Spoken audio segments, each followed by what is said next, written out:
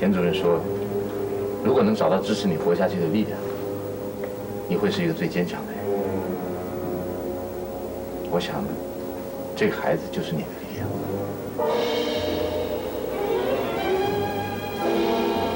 我的勇气，我跟嘉伟一起死。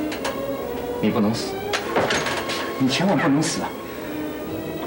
我妈当初从叶家逃出来的时候，她也以为自己活不下去，可是到现在，她不但活得好好，而且把我栽培成一个能够伸张正义、不向恶势力低头的律师。你和叶家？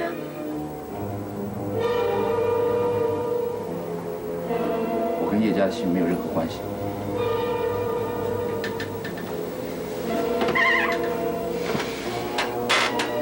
不过我很遗憾，没有在叶家伟还在世的时候